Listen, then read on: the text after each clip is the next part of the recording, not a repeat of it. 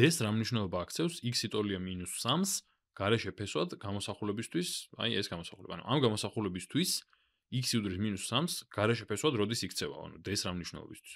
მოდი ახლა გავიაზროთ ერთი რამ. რა არის გარეშე ფესვი? ანუ ზოგადად ესეთ გამოსახულებას როგორ ხსნით? აგვყავს ორივე მხარე კვადრატში რომ ფესვი მოვიშოროთ, ხო?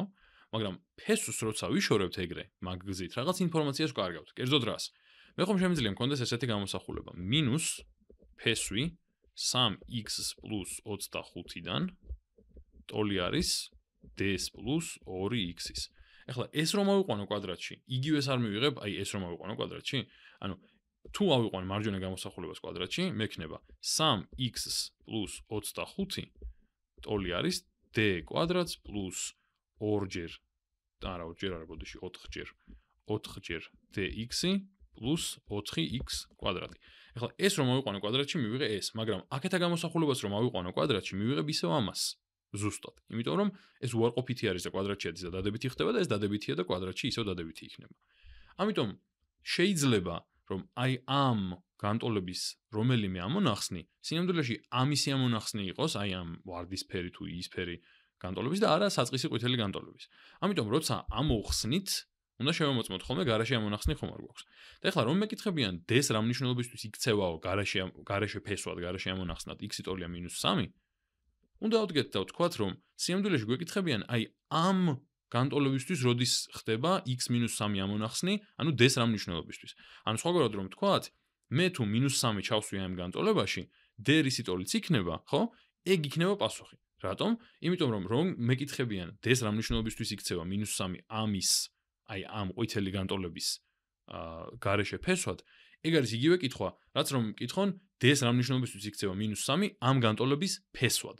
იმიტომ რომ ამ განტოლების ფესვი იქნება ანუ ამ იისფერი განტოლების თუ ვარდისფერი განტოლების ფესვი იქნება ყვითელი განტოლების გარეშე ფესვი.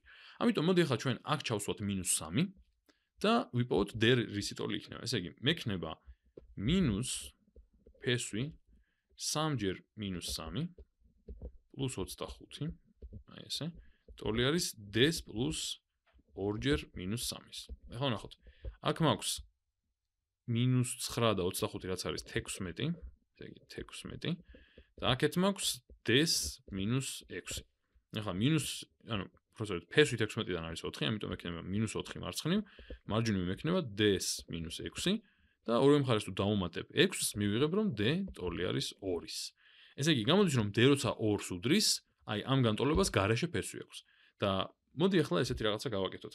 მართლაც ჩავსვათ აი აქ 2 და ნახოთ რას მივიღებთ. D-ს თუ ჩავსვამ აი აქ 2-ს, მექნება ფესვი 3x + 25-დან ტოლი არის 2 + 2x-ის და მოდი ახლა -3 ჩავსვათ აქ. -3-ს თუ ჩავსვამთ, მახსოვს რომ აქედან პირდაპირ მივიღებ 16-ს, ხო? ანუ 16 იქნება შიგნით, ამიტომ 4 იქნება ამის ფესვი და ამ დროს მარჯვნივ მექნება 2-ს გამოკლებული 6. ანუ მივიღებ რომ 4 უდრის -4-ს. და ესე იგი მართლაც რაღაცა არასწორია აქ. იმიტომ რომ D რომ ჩავსვი, გამომივიდა რომ 4 უდრის -4-ს, D რომ 2-ის ტოლი ჩავსვი და -3 რომ ჩავსვი x-ი. ესე იგი გამოდის რომ როცა D 2-ია, მართლაც -3 ხდება გარეშე ფესვი ამ გამოსახულების. იმიტომ რომ აი ამ გამოსახულების ფესვად იქცევა.